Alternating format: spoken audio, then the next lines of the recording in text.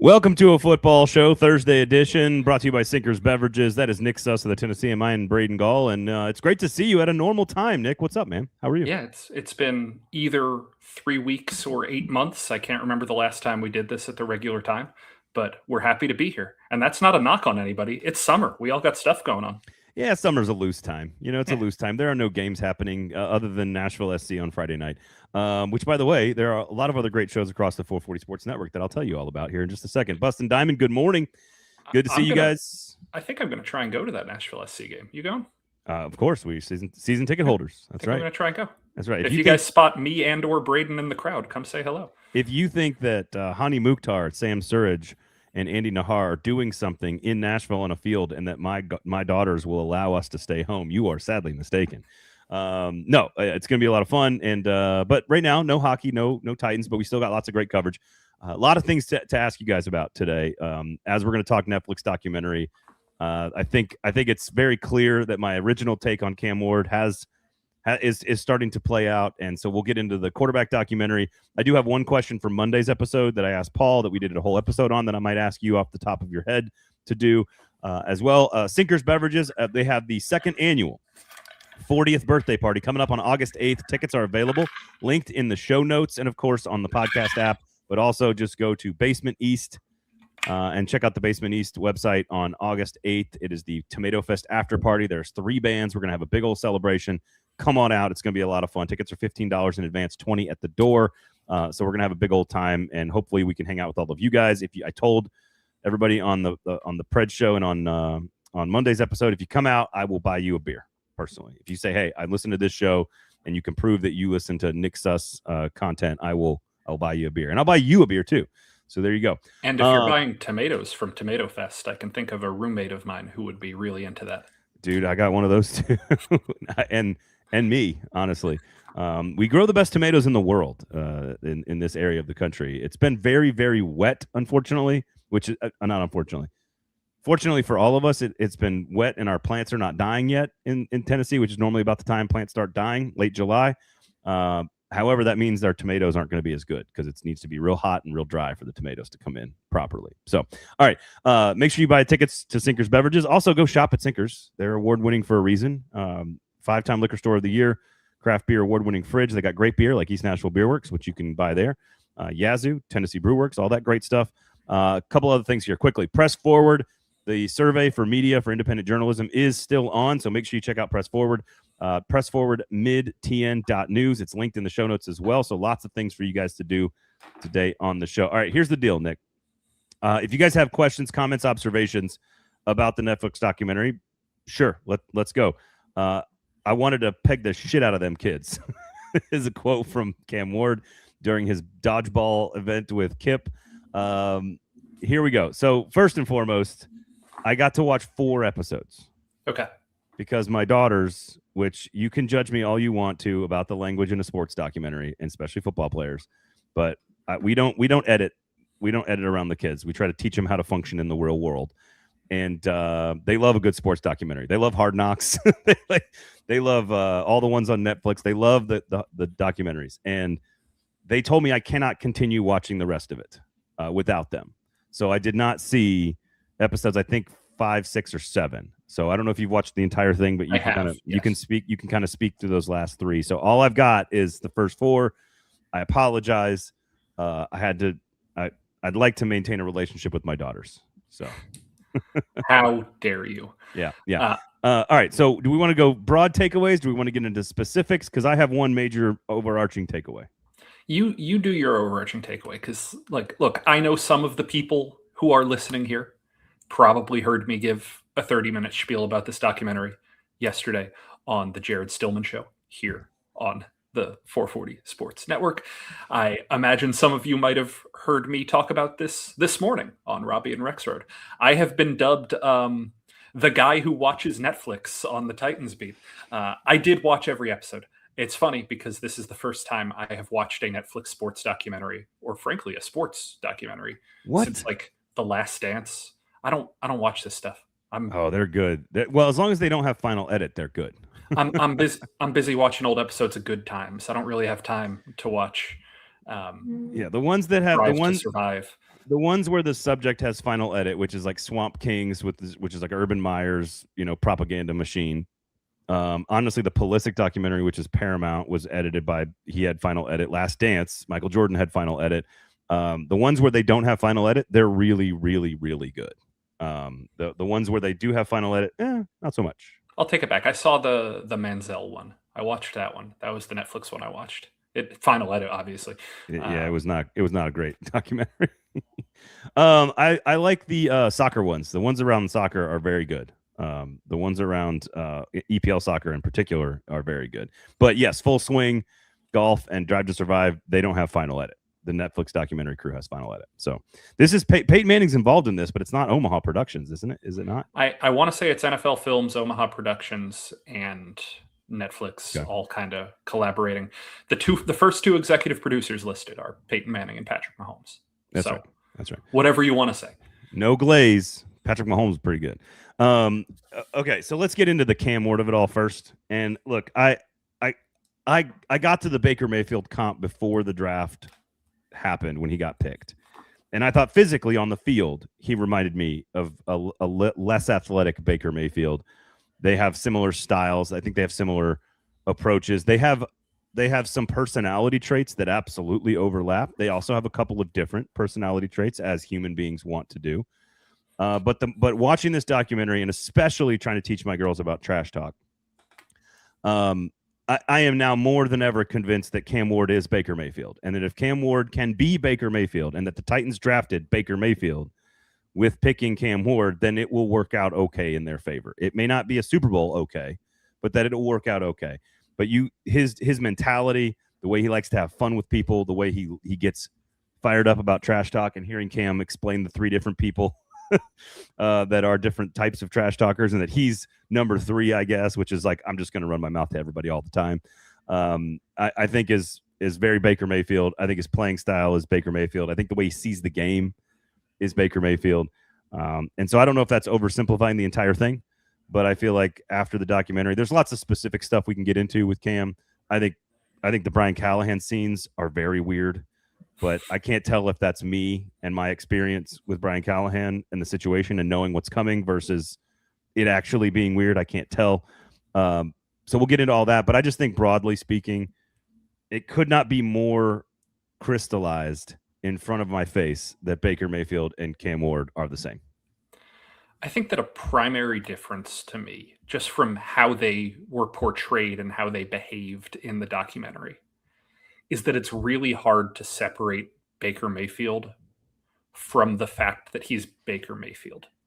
Like the lived experience of being what Baker was. And like we can talk about the one-off or out of high school similarities, and we can talk about this and that.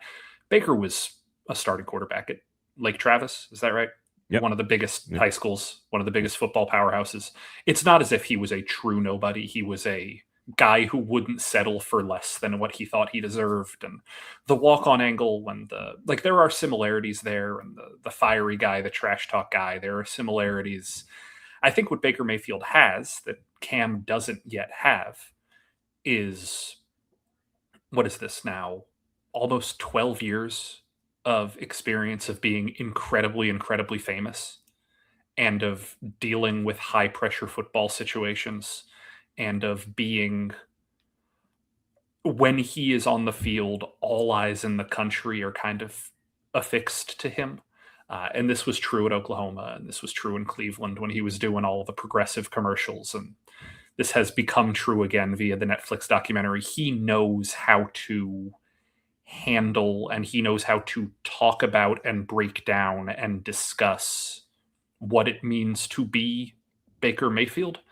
And for as much as I'm going to joke about and dog on the documentary, because I will, because I love dogging on this. If you have read my write-up at the Tennessean, I don't know how many of you have. Please go click on it. I can check if you've clicked. I can see. Go click on it. Threatening people to read your work. That's a new one. Go do it, please. The industry needs you. Very sarcastic, very tongue-in-cheek about how I feel about this entire endeavor from NFL Films. But what I want to say is it is interesting seeing, if you want to call Cam a baby Baker, in the version of, you can tell they have similar traits, similar behaviors, but they don't necessarily see the world the same way I agree. yet.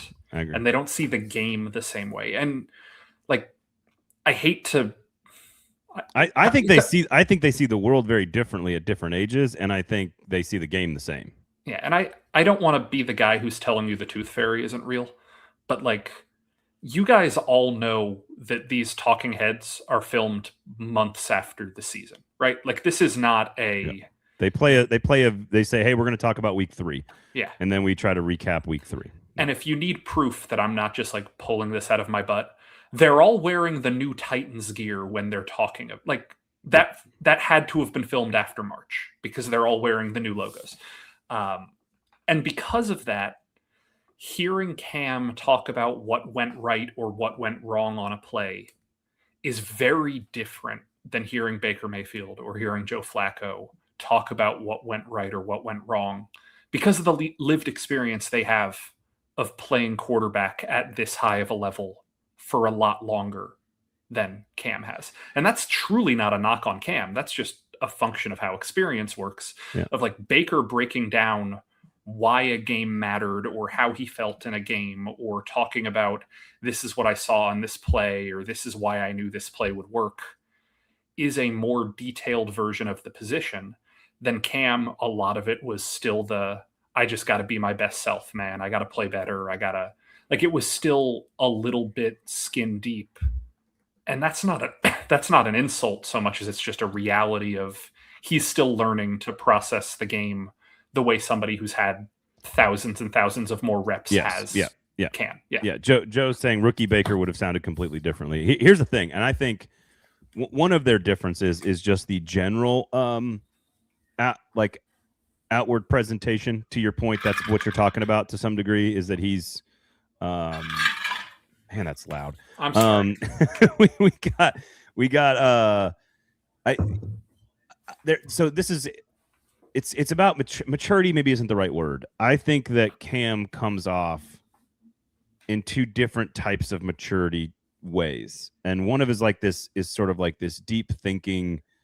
I think in a very casual way, he puts a finger on big picture ideas in life that most 22-year-olds don't. Oh, sure. Put a finger on as quickly and as succinctly as he does. And I think that's really impressive for a player and a person of his age. I think there's another side of him that just doesn't, like, in the moment, it almost is, it's not immaturity because it's confidence, in that he just doesn't acknowledge that the thing that just happened is like, and some of you guys are saying, the "I'm already settled down" coach feels more telling than it should have been. Like, that to me is masking mistakes and inexperience with confidence, and it's not going to get him anywhere. And I think he comes off the field and he immediately he throws that bad interception against the Colts, and he comes off the field and starts like talking with like the guy about the ball or whatever. It's like, oh, it's the ball's fault. And like, I know he's just kidding, and I know it's not a big deal. I'm not like upset about it or anything. It's just, I think there is 2 different types of experience inside of Cam. And I think Baker would have been very different. Yeah. As a rookie, kind of opposite. I think Baker was immature about the world, right? I think Baker was immature about seeing the big picture and seeing these things that I think Cam actually does put a finger on very well. If you pay attention, my favorite line in the whole thing is when he's at Kip at the dodgeball thing, and he reflects in like half a second about how time goes by so fast. And he just is, I think it's a very mature view of himself and the world and time, where he's like, man, I was like your age just a few minutes ago. It goes so fast, you got to appreciate it. And it's like, I was like, whoa, that's a very like old, wise thing to say at a very young age. And I think Baker would have been the opposite. I think Baker would have been like, no, I'm going to go get drunk and tackled by cops tonight and like have a good time. But I think he saw football in a very different way, because I think Cam's immaturity is on the field. And I think that was portrayed in his, like, man, I've never seen guys roll up on the line, fake a blitz, and then bail on me. And like, that's not that complicated of a technique in the NFL. And he had never seen it. Yeah. And so scheme wise, football wise, I think he's very immature, and immature is not the right word, inexperienced. is maybe the right word. There are, but I think off the field, mentally, I think he's wired for this stuff in a way that's very impressive by a young person, I think. there are exactly two moments in the entire documentary, one that you have seen and one that you haven't seen yet if you've only watched 4 episodes, that I think are the closest to Cam Ward dropping the facade and being the person I think he really is when the cameras aren't on him. The first one, and this is going to sound silly, but like sincerely in the second episode, when he is talking about how he can't beat little kids in Fortnite anymore, how He's they upset. are just He's upset about it. like he's genuinely upset, and Yeah. it's the first time Yeah. I've ever seen him admit that he's not the best at something. Like there is some genuine acknowledgement of his imperfections there. And I know it was tongue in cheek, and I know that Cam Ward does not need to be the best at Fortnite in order to be a great NFL quarterback. But that was a kind of telling moment to me of how competitive he is, but he is willing to admit when he has been surpassed. And then on a more literal level, I think this is episode 5. It could be episode 6. There's a moment where they catch Cam on the sideline during the Seahawks game. And I think we can all remember Cam played pretty well that day. Titans didn't pull it out, but Cam played pretty well against I have the not eventual seen Super Bowl champions. I have not seen this. This was episode 5 then, because I've not seen this one. There is a moment where it's in a montage of like the Titans struggles and Cam struggles, and it just cuts to Cam sitting on the bench, presumably after a drive while the defense is struggling or something. And he just turns to somebody and says, "I am trying to hide my rage right now." I'm like, okay, so you have some rage there. This isn't an I don't feel anything guy. Yeah, I agree. This is an I know that I can't let you see what I'm feeling guy. And if he smashed 7 Microsoft Surface tablets before Thanksgiving, that's like $6,000 worth in damage to hide your rage. Good job. I think that's a really funny way to do it. It's not your money. Who cares? NFL's providing the tablets, I think.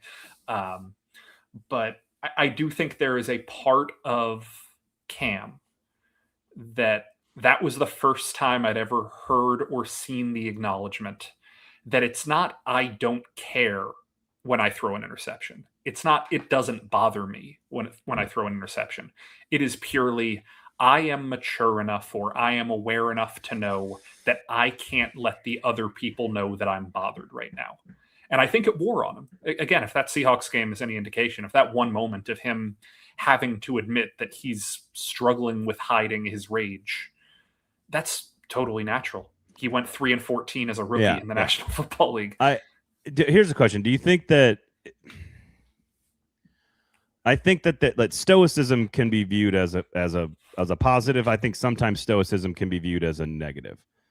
And being wired to be extra stoic and not let anyone see that, I think can be a negative at some point. So maybe that's where Baker's too much of that. He shows too much of that. He is, in a Will Levis kind of way. Now, in Baker's case, it fuels him. He gets better when he does that, whereas Levis gets more chaotic and spins off the planet and can't function.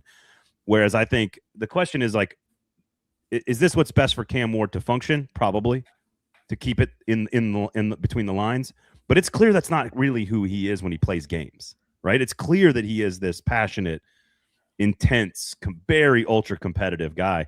And it's like, could showing more of that actually be healthy and good and growth for him? And I think there's a chance that it is. I think there's some of it that could happen.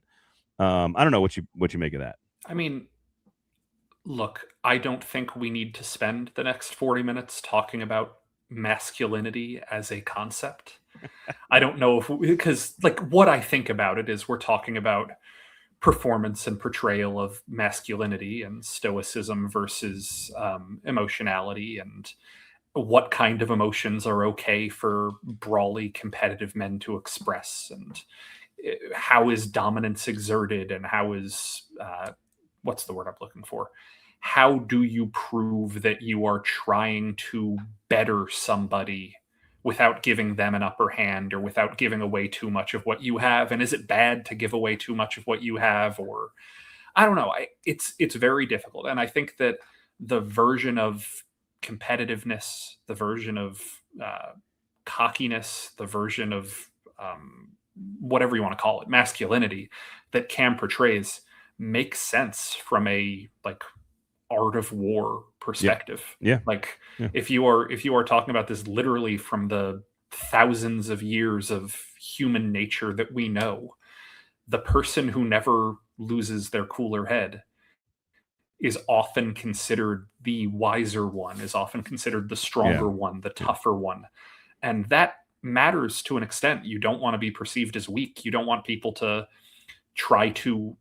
you don't want people to know how they can expose your weaknesses. And if you look like you don't have any weaknesses, then people are going to stop looking for them. And that helps Cam.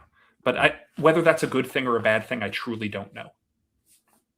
All right, let me get some of these comments. Yeah, I don't know that question either, because I think it's more about who you are and how you function. And if you're being inauthentic, it will hurt you. If you're being authentic, it will help you. I think that's largely, the reality. With all the turmoil from last year and the brand new system, is there any foundation he can build on other than playing in a game? I think that's an interesting question, Ed. I think there's more to. I think a lot of you guys in the comments are talking about how, like, I think one of you said something about how I have a new appreciation for actually how green he was. And Jason's comment here says he seems to be the "I got it, boss" kind of guy before he's actually got it. Also, Nick, you look like you should be flying choppers for Magnum PI. That was my takeaway. The Magnum PI thing? Yes, also. Like in the Denver game, when he's telling Brian Callahan he's already got it, it's like, dude, no, you came over and called a play and got sacked on the worst possible time. Like, it's okay to be a rookie, and I'm not knocking him for not gotten it, not having it. It does feel like that thing, that innate thing to kind of exude confidence and say that I've got it, and to stay cool and to be stoic and all this other stuff. I think now that you're seeing behind the scenes, I think it's great for him personally to have those types of mentalities. I think it's very wise. I don't know if there's an equivalent on the field yet. I think he'll get there because of the kind of person that he is. But I saw inexperience and overconfidence masking masking mistakes, but I saw wisdom off the field. I don't know if that's my takeaway on it. So, yeah, I think that's fair. Okay. It's strange. It's a strange thing to talk about, and we can all try to raise our children this way. Yeah. I'm literally doing it as we speak. Yeah, it's Cam is an interesting character, and we know it. And like when you talk about, I'm trying to think of what the exact phrasing. Let me scroll up. How do you build on that? What's the foundation you can build on other than playing in a game? The thing I've been thinking about a lot this week, as I've kind of like conceptualized how I feel about Cam after having seen this documentary, is I've been comparing in my head the 5 or 6 games that Cam played toward the end of the season to remember that 4 or 5 game stretch that Levis went on in 24 when he came back from the shoulder injury, and it was like the Vikings game and the Chargers game and a couple of those games, and you kind of sit back and we're like, oh, I can see it starting to click for him. He's starting to play well. And then it ended up being a mirage because we weren't seeing Will Levis go out and make the plays you need to make to win the game. He had just totally eliminated the plays that were losing the game. So the Titans were still losing. He wasn't making the team better. He was just playing more efficiently. And I'm trying not to be fooled by Cam's equivalent of that in the same way that I was fooled, and a lot of us were fooled by Levis's version of that.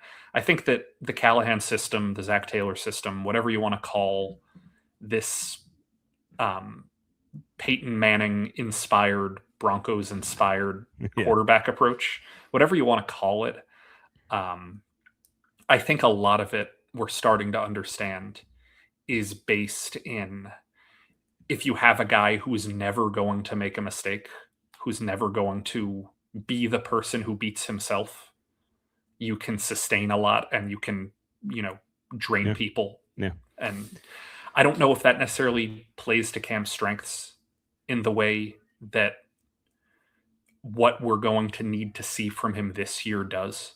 So that is a long preamble to say what foundation needs to be built upon. We've seen that he can play well when he is asked to not lose the game. I need to see him start to play well when he is asked to win the game. Yeah. Yeah. But I think that comes with time, right? I think that's what Callahan was trying to do, even though we kind of now all agree putting him in the box may not be the best idea. But I think to start a season in your first game against the Broncos, like you need to probably be in a box. And so I think there's a balance knowing when to pull the training wheels off of anybody, literally kids on bikes or quarterbacks in the NFL. You got to know when to do it, when they're ready to fly or whatever. Confident Daniel Caribbean says confidence and swagger are not things Cam has ever been short on. Callahan allowing a rookie quarterback in start number 1 to override his third down call is the bigger sin, says Jordan. Let's see here. Can I say one quick thing about that? Yeah, go for it. I mean, we're going to talk about Callahan as the next topic. So I've watched the clip, and maybe this is a good transition. I've watched the clip several times. I know you guys have too. At what point in the clip does Cam override? No, he doesn't. He doesn't. Like, but he does take control and make the play call, and then gets sacked on 3rd and 24, takes him out of field goal range. So. We didn't see what happened before the interaction, and we didn't see what happened after the interaction. We don't know for certain that Callahan was going to call a run play and that Cam talked him in to a pass play. Did I freeze? No, you're good. I'm listening. Okay. I mean, you're frozen a little bit, but I can still hear. I can still hear you. I caught up. Yeah. And we don't know what it was 3rd and 24. If you take a knee there, you're setting up for a 56, 57-yard field goal. Those are not guarantees. You feel confident about it. You like Joey Sly from distance, but even in 2026, that's not a guarantee. The idea of going out and trying to get more yardage to get into a better field goal position is good. There is a logical thing to, we can call a high efficiency likelihood pass play to try and gain 5 yards. That's not necessarily a terrible logic. I'm not sitting here defending Callahan. I'm not sitting here knocking Callahan. Right. I am simply saying it's a defensible decision. It's not 100 times out of 100. It's not a 99 times out of 100 type situation. It's probably a 70 or 80 times. I'm not saying that it's a 50-50 proposition, but I'm also like, I don't know. This did not, to me, tell me anything about Brian Callahan that I didn't already know. He was a player's coach. He was a guy who wanted to instill in his rookie quarterback that he believed that his words mattered.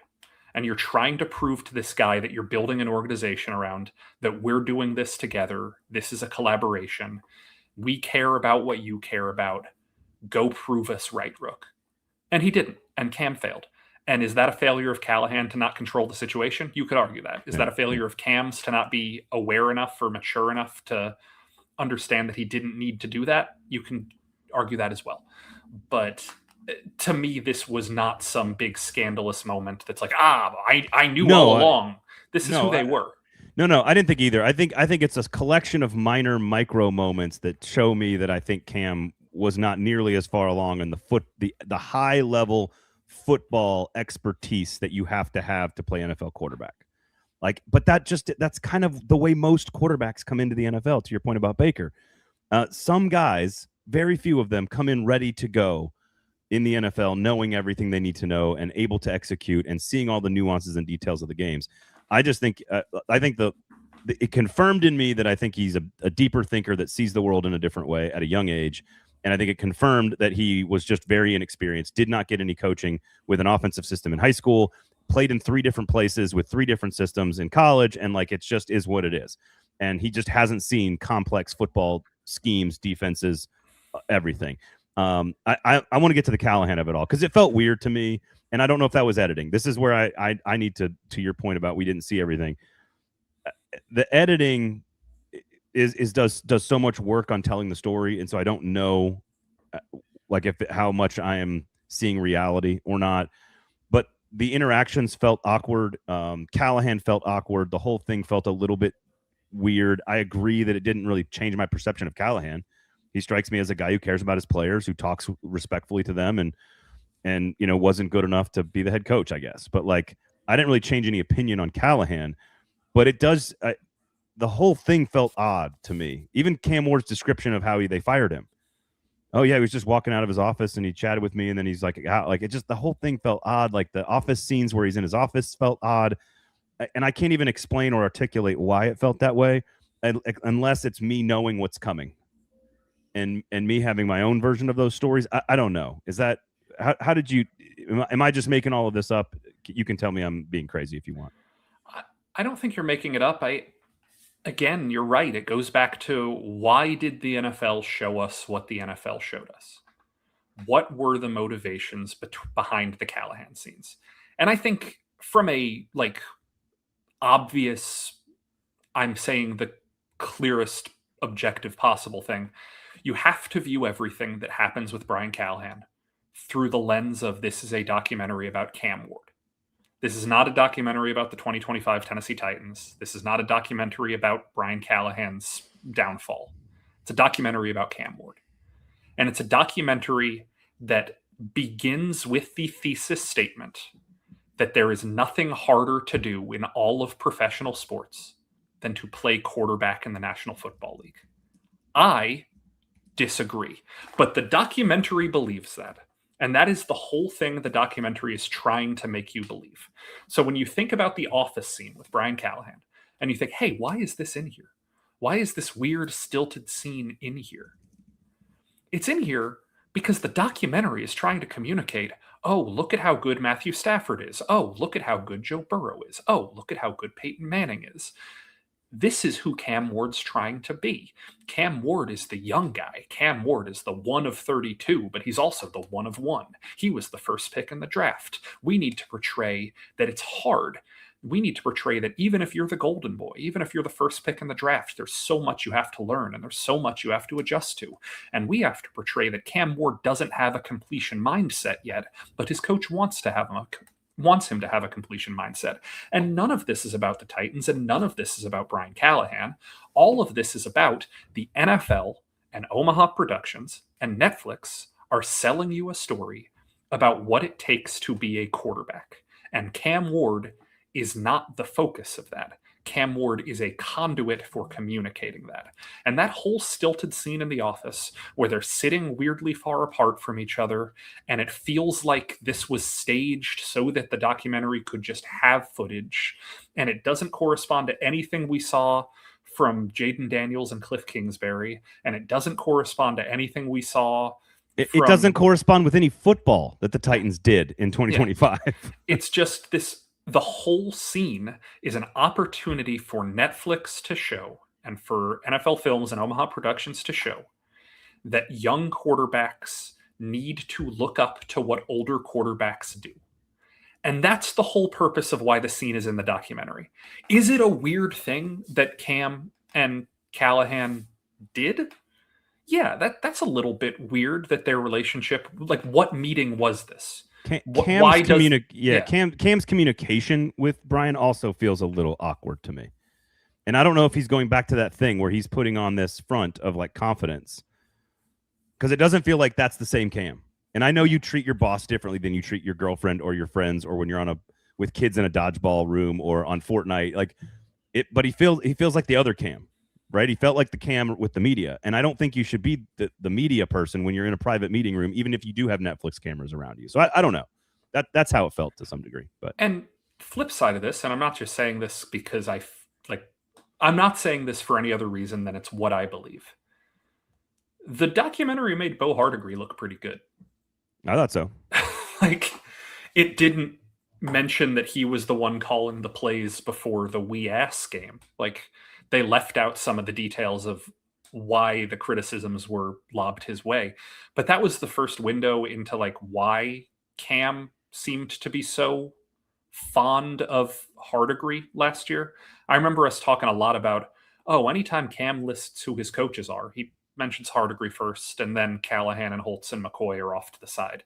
And seeing how nurturing and seeing how hands-on Hardigree was with Cam, I could see why their relationship mattered to Cam. So as much as we can say it felt stilted and weird with Callahan, it did seem pretty natural with Hardigree. No, I think that was evident. the very first one was, I think, on the sideline of the game. It was, I don't know if it was the Broncos game, but it might have been the second game. And he's just basically telling him, like, no, you're going to get this, man. You're going to get this. You're going to get this. I'm paraphrasing here, but that's essentially the message he's delivering, because Cam looks pretty dejected at the time. So I don't know. Look, again, I haven't seen 5, 6, and 7 yet, so I'll have a better frame of reference when I see those. But I think, look, I don't think anybody comes off looking bad in all of this. I don't think Cam Ward looks bad. I think he looks really interesting. He is the one who cusses the most in the forward-facing interviews, by far. I think I caught a Jaden Daniels shit later on in the forward-facing interviews. Hearing language on a football field, that's like not a thing that anyone cares about. It is a choice, though, to use it when you are sitting down for a documentary, and I do think that is a choice. And so it's interesting that he has such a curated image of himself, and he wants to be stoic and has present a certain thing, and then has when it comes to language, doesn't care. And I don't care about that. So some people do, and I know there's some people in the Titans press corps that do, and I am not one of them. I do not care about that, and I'm sitting with my kids watching it, and I don't care about that. So it is what it is. Like, you choose to present how you present. There's been some comments about Jaden Daniels' mom. Yes, she absolutely is trying to be the star of the show to some degree, but hey, do what you got to do. If you got a bigger than life personality, be yourself. Baker Mayfield, even Baker Mayfield has the two sides. There was one scene where his daughter's on the sideline of the field, and he goes from being like, I'm going to run my mouth as bad as possible to anyone who can hear me, to like picking up his baby girl. And so even the Baker Mayfield with all the experience has the two sides of the individual. So, yeah, and here's a reminder, guys. I've said this before. I will make this reminder again. The NFL has you. The NFL is not trying to court you.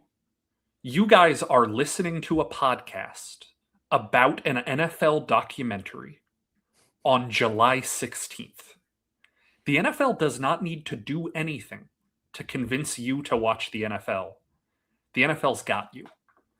But I think back 12 years ago or whatever, when I was starting my career, and a very, very common phrase in the industry, this is inside baseball that Braden and I will be able to relate to, it was, okay, but will the grandmas on Facebook read it? Okay, yeah, that's interesting to the 10 fans who really care, but will your aunt read it? And I think sometimes it's important, sometimes it's instrumental to remember that this documentary is for your grandma and for your aunt. This documentary is not for the person who is spending their 9 a.m. work hour on a Thursday listening to people dissect Cam Ward's personality. This is so that a week from now, my mom can call me and be like, Joe Flacco seems like a good dad. Yeah. Like, that's what these are for. And the editing choices, as much as we can parse through the small moments that do reveal some interesting things, I've said it a couple of times. I will bring it back up again. To me, the thing that humanized Cam Ward the most in the entire 7-episode series was him not being able to guess the right Gatorade flavor. When was it Talk who gave him the Gatorade bottle? Yeah, Taki was giving it to him. Yeah, and he thought it was grape, and it turned out and then he thought it was orange, and it turned out to be blue. Just like Cam not being able to correctly taste Gatorade, to me, is much more what the intended viewer of this series is going to take away. Yeah, they are less like the Fortnite thing and the dodgeball thing, and Please get to the last episode, because I need to talk to all of you on a literal soapbox about how Cam Ward is going on a shopping spree for a bunch of 10-year-olds at a Target. And they're all asking him, can you buy me a PS5? Can you buy me a Switch? Can you buy me this Nerf gun? Can you buy me this? And the only two things that Cam tries to talk kids into getting are a Magic 8-ball and body wash. All he wants 10-year-old kids. And Cam's not 70. Like, Cam is 23, 24 years old. He is a young kid. He is not an old head by any standard.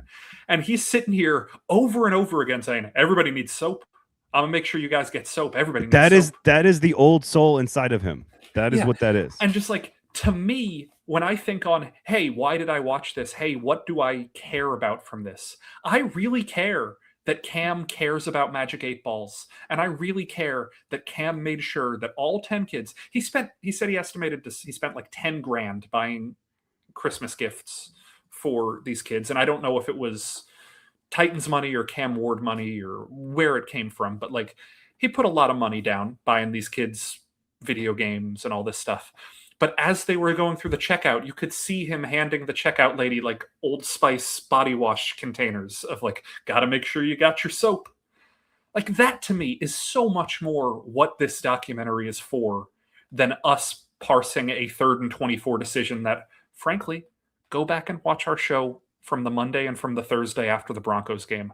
I bet we didn't talk about that play. I bet that didn't come up once. Go read my articles about the game. I bet I didn't write about that play. In the moment, we didn't think that was why the Titans lost the game. We were talking about the botched situation after halftime. We were talking about the Alec Iomanner catch. We were talking about that sort of stuff. You cutting in. I don't you're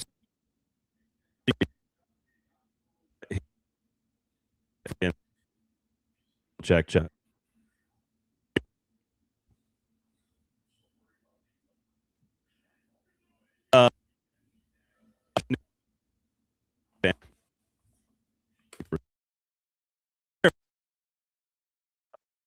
Let's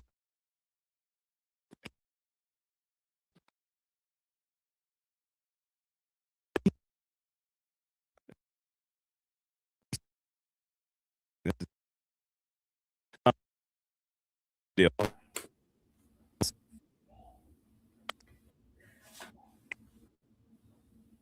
Yeah, this might be Braden. This might not be me. This is a first, you guys.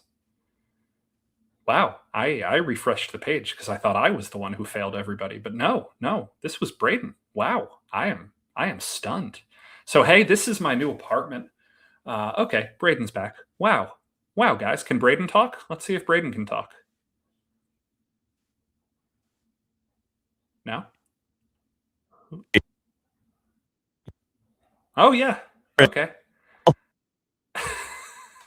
I'm only guessing from Jordan's comment there. You guys want me to talk about Weezer, or you want me to talk about SNL, or just throw some topics out in the comments, and I will. Oh, we got some 2 decisive nopes. Weezer or Ween? Bustin asks. I am more of a Weezer guy, but the woman in the other room will gladly hear me talk about Ween. Did what was that back? She does like Ween more than me. We got a Labyrinth poster on the bed behind me. You guys can see that. You guys want to see my wall behind me? We got MASH. I got Dr. Horrible. I got Friends. I got SNL. I got Cheers. I got Wayne's World, Flight of the Conchords, Buffy. Got a lot. Is Dan Aykroyd the best SNL cast member ever? Asks LCT 3303. Good question. I have him 3rd all time on my all time rankings. If you guys care, here we go. Number 1 all time on the Nick Suss ranking, Kristen Wiig. Number 2, Will Ferrell. Number 3, Dan Aykroyd. Number 4, Eddie Murphy. Number 5, Dana Carvey. Number 6, Phil Hartman. Number 7, Andy Samberg. That is my S tier. That's my top tier best cast members ever list. Thank you for asking, LCT. Dan Aykroyd, kind of forgotten as the star of that original cast. People go to Chevy, people go to Belushi, people go to Gilda. I think that Dan Aykroyd was the star of that cast because, to me, if you put together the best of, if you put together the 10 best sketches he ever did, Aykroyd's top 10 is going to be stronger than anybody from that original cast. Good shout, LCT. Hartman is goated. That's a good pick. I got him at number 6. Like I said, I think Harvey was a little bit better on that cast, but the 2 of them collaborating, plus my childhood hero Mike Myers being in that cast together. Great era for the show, 86 to roughly 90, 91. It got a little bit bloated in 92, 93, 94, but the show still worked. Can you hear me, Nick? Yeah, I can. We don't have to keep talking about SNL. Well, no, I was going to ask you what's the best era? Like if you had to pick one 7 to 10 year era. I will defer to Lorne Michaels on this and use his very, very accurate, very, very correct quote, which is, there is a correct, objective answer to what the best Saturday Night Live cast of all time is. and it is whoever the cast was when you were 14 years old. And so I was 14 in 2007, 2008, which was Wig and Hader and Sandberg and the peak of the digital short era. I will pick that as the best cast ever because that's the magic age where you're old enough to stay up late, but you're not old enough to drive somewhere. So what are you doing on a Saturday night? You are watching SNL and you are falling in love with comedy. I think that however old, Braden, I'm going to guess you were a Ferrell era guy at that point. Oh, for sure. So I'm looking at it now. It's Molly. It's Norm Macdonald, Daryl Hammond, Will Ferrell, Jim Brewer, Anna Gasteyer, Colin Quinn, Tracy Morgan, Sherry O'Terry, Molly Shannon. Yeah, that's pretty in my wheelhouse of some of my favorite skits for sure. I might go just a couple years later. That would have been 96. Was that crew? And I don't know when. I don't know, like the Adam Sandler. I remember some of the Adam Sandler, Jimmy, Chris Farley ones. So maybe it was earlier than 14. Yeah. So Sandler, Farley, and those guys got there in 90-91. So there was some overlap, and you guys are going to hear. If you thought Geek Corner about football was interesting, hearing me talk about SNL. Okay, so 90 original release is 94 to 95, which would have been 12 and 13 for me, 13 years old, which included Chris Farley, Kevin Nealon. I remember Kevin Nealon, David Spade, Adam Sandler. So yeah, you're right. Al Franken was in there. I would say my era is 94, 95, 96, 97, 98. Yeah, that's called the Bad Boys era. It's the end of the second golden era. So Carvey left in 93, Hartman left in 94. And so you had one season before Farley and Sandler and Schneider and all those guys got fired without Hartman and without Carvey. And that season is a really, really tough watch because the only vets left are Mike Myers and Kevin Nealon. Kevin Nealon was kind of a background guy. He was never lead the sketch guy. And Mike Myers, again, my childhood hero. I will talk about Mike Myers more than anybody in the world. He doesn't really play well with others. It's not like he's going to write a sketch for a lot of people. He's going to be the star of the sketch and he's going to do it. So you really had to have Sandler and Farley lead the show. And that's when, man, if you go to the SNL archives, which is one of the best websites on the internet, and just look up what the sketch titles were in seasons 19 and 20 toward the end of the Sandler and Farley era, there's a lot of stuff that we wouldn't want your daughters growing up on that was just allowed to be on network television. Schlitzke. That's pretty mild compared to what I'm talking about. They did a parody of the Salem witch trials, and I think you can figure out what the joke is when they changed one letter. And that was the punchline. That was the whole joke. It wasn't the Salem witch trials. We're going to change one letter. I mean, okay. You put all those dudes in a room with a bunch of marijuana. They're gonna do stupid shit. If you go back and listen to read the Live from New York oral history of the first 45 years of Saturday Night Live, and just hear the way that Janine Garofalo talks about trying to be in the room with all of those dudes, and just how welcome it was to just the joke was, oh, what if I whipped it out and just started peeing on this plant? Okay, it's a frat house. It's frat house comedy. Yeah. Sherry O'Terry and Molly Shannon doing the Lord's work in those writers' rooms for sure. Once Ferrell got there, they kind of flipped it.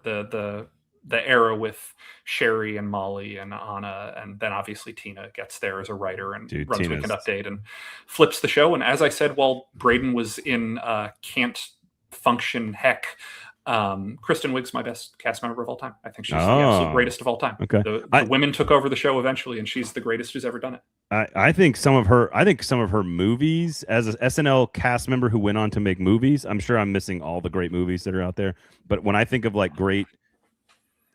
Tina Fey's TV show, 30 Rock is amazing. But Kristen Wiig's movies are very good. She doesn't miss on too many of her, Bridesmaids is a brilliant movie. Yeah, I love Will Ferrell. I grew up on Will Ferrell movies. I wouldn't call any of them brilliant.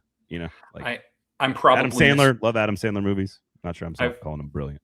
I've watched dozens upon dozens of SNL documentaries, so I'm probably misquoting at this point, but I remember from way back in the day, 15, 20 years ago, they had a documentary where Lorne Michaels said there are only 3 times he's ever had somebody in an audition and said, "Oh, I know exactly who this person is. They're fully formed." And the three people were Dana Carvey, Andy Samberg, and Kristen Wiig. And the fact that Wiig and Samberg came in the same season, and the fact that they also hired Bill Hader that season, that's just unbelievable. Random observation, because do you think the newer cast members are more like, I don't want to say like, I'm way out of my element here breaking down TV and movie and acting, but it feels like the newer cast members have like deeper thinking solo stuff afterward. Like Bill Hader's stuff is really, there's some really deep stuff that Bill Hader's doing that's like really complicated comedy. It's not like, I love Tommy Boy and I love Will Ferrell and I love Adam Sandler and I love Andy Samberg. Hot Rod, like Hot Rod's one of my favorite movies. But those are like, but those feel very like middle school me, you know, like they just all very sophomoric humor that's really funny to me. It's not high level like I think Tina Fey and Kristen Wiig and even Will Arnett and Bill Hader can be. Like, do you think that's a new thing? Do you think that's like a newer thing, or do you think that's just we had a good little chunk of players that came in and, you know, we're all together? Well, it's funny you should bring that up, Braden. If you want to go to thesitcomologist.com, my old sitcom blog, I wrote a very long post about how the trajectory of post SNL stardom changed in 2006. Before Tina Fey, the trajectory was you leave SNL, you move to Los Angeles, you make movies, you try and be a movie star. And then 30 Rock came out, and the trajectory very quickly moved to both television sitcoms and late night television in the cases of Fallon and Seth Meyers. And so we get Parks and Recreation, we get Barry, we get Ted Lasso, we get The Last Man on Earth, we get all of these shows. If you go through season 34 is my favorite season of SNL. Again, I was 14 years old. And if you look at the cast, every single cast member from that entire season has either A, gone on to star in a major television sitcom, or B, still works for Saturday Night Live, or C, both. You can go through every single person on that, even the lower featured cast members that you don't remember. Casey Wilson was one of the stars of Happy Endings, which is one of the best sitcoms the last 20 years. Michaela Watkins has done a ton of work on Casual and on this is where I feel like I need to, Wife. This is where I feel like I need to intervene. I think at this point of the conversation. Okay, I'll stop. This is what I care when about. You're rattling off 20-year-old lower tier members and their follow-up projects. That's when we've reached the end of the conversation. You asked. I know. Some of it was I couldn't do. I couldn't help. I couldn't do anything. Somebody says Ray Skull was like, "Hey, Braden was about to go in on something before his audio decided to die, and I'm sure it's too late." I have no idea what we were talking about. No, because somebody asked about Dan Aykroyd, and I really wanted to. Yeah. Abby Elliott was on The Bear. Good call, Jordan. Yeah. I was thinking Odd Mom Out, but yeah, she was on The Bear. That's probably more famous than Odd Mom Out. Speaking of some of those, because Bateman's not Bateman. Sudeikis is I get Bateman and Sudeikis all confused sometimes. Sure. We're watching Black Rabbit right now, actually. Very, very good. Also on Netflix. Okay. To wrap up the documentary, anything else you want to add to the documentary about quarterbacks? I cannot wait to see the other ones. My favorite moment, of course, again, I'll back up to the beginning of the conversation. Tennessean.com for Knicks journalism. Press forward midtn.news for our survey, linked in the show notes. Very, very important, please. Sinkers Beverages for all your beverage needs over the weekend. You can also Uber Eats and have the booze delivered directly to your house, party, gathering, whatever, tailgate. Friday night, come on out to Geodis Park. We're all going to be out there watching some soccer. And obviously make sure you buy tickets to the Sinkers birthday party on Saturday, August 8th, also linked in the show notes. I know it's a lot of requests here, but just pay attention, please, and support all the other great shows across the 440 Sports Network. All right, my favorite moment of the entire thing that I've seen, which is 1 through 4, is absolutely his perspective on his own on time going by so fast. I'm gonna do a serious one and then a fun one, and then my favorite one is the seed. That is my favorite on-field thing that he does, where they all just start ready break, and they're doing seed, and then they're throwing seed. Like, it's okay to have fun playing a sport. It's a game. It's supposed to be fun. Have some fun. Be confident. Because I think he does see. I think he has perspective on his own existence, which I don't think many 22-year-olds have. So, or 23-year-olds. If I have a couple of last takeaways, Number one, if you came away from this thinking higher of Cam Ward, cool. If you came away from this thinking the same about Cam Ward, cool. Like, Right. whatever your Accurate. perception is, this is art, this is media. Feel free to feel how you want to feel. Second thing, in about the half hour since I called you guys out and made you click, 112 people clicked, and if you were one of them, good job. I am watching. I'm watching. I'm paying attention to who's clicking. Go click on it.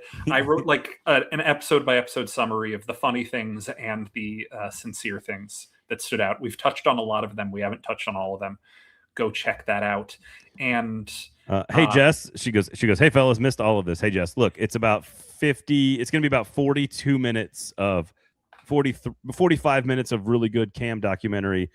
And then like a 10-minute SNL interlude, and then you're going to come back to some Cam. So just and then the third thing was going to be more SNL related. Somebody had a comment about Will Forte. Ball. Good job. Will Forte's the best. Ball knower. Sounds like you can't rewatch the Netflix show and come away with a worse opinion of Cam Ward. You can if you'd like. If you don't like language, you can if you'd like. I don't know. Like, look, I just. What if somebody clicks 30 times? I don't know if that counts. I think that it's Google knows. Google knows also. It's per web browser. It's not per total click. And also click for IP address. Time. I can see how long you're on the page for. Yes. Leave it up. Leave it up.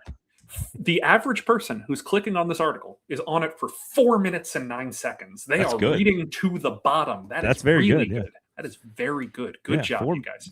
4 minutes, but the bounce rate on that's nice. Nick, way to go. That's really good. I'm feeling good about that. But nevertheless, Saturday Night Live is cool. The season will come back soon.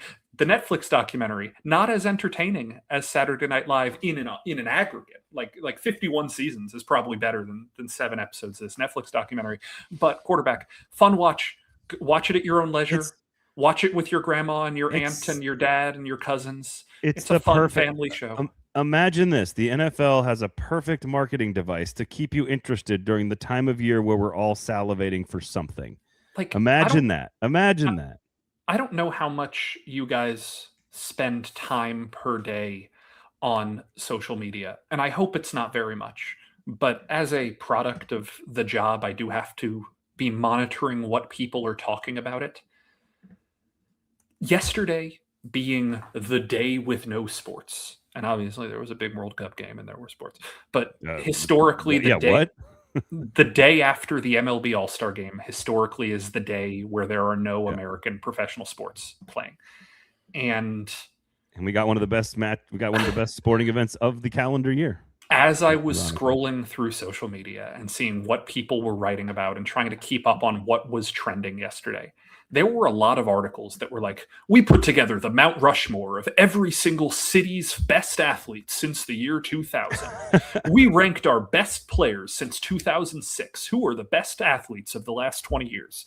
Yesterday, everybody was grasping at straws because everybody knows that this is the time of year where people want to have something to talk about, but they generally don't have something to talk about. And we did have something to talk about yesterday because, again, there was a really fun World Cup match. Yep. And I hope that there's a fun one on Sunday. And the best soccer team in North America is playing in our city tomorrow evening. That's cool. It's a thing that's happening. I was reading. I'm sure you saw this. Did you see ESPN's list yesterday of like 11 candidates to replace Pochettino if he doesn't resign? I saw that it was a thing. I did not click on it. The third name on the list was BJ Callahan. Oh, I think that's too low. I was like, okay, that's very, very cool. That's very cool. It's not cool. The coach of Nashville SC. Well, he was the temporary coach, and he's one of the top 2 or 3 candidates for sure. And I don't want him to leave. I would like him to stay here, please, because I need at least 2.5 to 3 years of anger at the United States before I get back bought in again for the next World Cup. So I'm not over it, Nick. I'm not over it. I got over it pretty quick. Matt Freeze, dead to me. Still dead to me. On the walk home from the bar, I watched the game at the bar. I walked about 10 minutes to get home. And about 6 minutes into the walk, I said, you know what? Screw it. And I opened up my phone and I watched Jack Hughes' goal against Canada. And I was like, I feel good again. I'm happy. I got past it. I bounced back pretty quick. We're one of the best hockey teams in the world, though. We should win that one every now and then. But like, here's my thing. I said this afterwards. Go Spain. If you had given me back in January, you said you get one of these three things to happen in 2026, would you prefer Team USA wins the World Baseball Classic, Team USA wins gold in men's hockey, or the US men's national team gets out of the round of 16 in the World Cup? I personally would have picked the hockey one. And that's the one out of the three that we got. So I agree with your question. I don't think that's a fair framing. I think you need to frame it a little bit higher, and you need to say, like, they got to the semifinal and lost, right? Like, they lost yesterday. They lost yesterday to England or Argentina or Spain, relative to expectation, that would have been way, way bigger than, like, getting out of the round of 16 would have been the, like, oh wow, we showed progress. Getting to the semifinal would have been skipping 2 steps. No, I think they've won this, being at home, and this being a quote unquote golden-ish generation. I think getting past Belgium that was expectation. I think winning the next match is beating Canada. So if you had beaten Spain and gotten to the semis, I would have been like, that was a gold medal performance. I'm just telling you what my level of expectation was. They needed, because you only get them at home, every 30 years. And so that has to count for something, and it counted for nothing. So. Even if the proposition was get to the semis, not just get to I would take semifinal, but I would have taken the gold medal in men's hockey, just because of how much that, and it's personal preference, and I'm not saying everybody else should agree with me, but if I had to choose between those three, it's the baseball classic's doesn't even register. It registers to me because I like baseball a lot. I like it too, but it's not comparable. Like, it's not a comparable. It's an event that we just invented a couple of years ago. Like, to me, it's not comparable to the largest sporting event in the world, the World Cup. And I also find I think it's a really interesting question, because I think the dynamic is, like, winning a gold medal to actually be the champion versus not winning any tournament feels like it's not a fair comparison almost, even though I know what you're doing in terms of setting expectations. Look, that's what's tricky about it. I don't want to catch you talking out of both sides of your mouth, because everything's an unfair comparison to everything else. It's okay. But, like, I wouldn't be knocking the World Baseball Classic for not being that old, and then sitting here and being like, and everybody go love Nashville SC. You can love something quick. You can fall in love with something quick. Well, I think Nashville SC is twice as young as the World Baseball Classic. Well, I'm not suggesting you can't love the World Baseball Classic. We're talking about a broad audience voting on what is valuable to our sports community. I think that's different than, like, you can absolutely. I love the World Baseball Classic. I think it's great. I think the Baseball Classic is awesome. I think Nashville SC is awesome. What I'm saying is you cannot compare the Olympics and the World Cup to an event that is. It's hard. I think that's a hard comparison to draw. I fell in love with the World Cup in 2006. I am pretty sure that was the first year of the World Baseball Classic. So if I'm just 2006, it was either 06 or 09. I don't think it's 20 years old, is it? I thought it was. We're all older. We're all older than we think, for sure. Yeah. If I am measuring against my own personal preferences here, I love the World Cup. I've been obsessed with the World Cup since I was 12 years old. I love the World Cup. But 2006 inaugural tournament. Yeah, not going to knock the WBC. Yeah, 20 years. It's not a knock. It's not. I don't think it's fair to compare anything to the World Cup or Olympic gold medals in the sports where that is the thing that matters. There's really nothing that's comparable to those events. Like, you win a gold medal in swimming or gymnastics, like, there is not a thing that in that realm is that it's really comparable to that, right? Like, it's the best and the best and the best in the history of the world. And the World Cup is that for soccer. The Baseball Classic is not that for baseball, is all I'm saying. I think it's pretty close. It's really great. It is great, but it's not. It's, the World Series, No player has grown up dreaming of winning the WBC. Maybe one day. I think that's because it's 20 years old. Yeah, maybe one day, for sure. Okay, I think that's it for us. Make sure you subscribe for good journalism, Tennessean.com, Press Forward, midtn.news. buy tickets to the Sinker's birthday party, and enjoy the rest of the Netflix documentary. For Nick, I am Braden. Thanks for hanging out. Sorry about the technical difficulties. We will iron that out. Otherwise, thanks for hanging out, and we'll talk to you next time.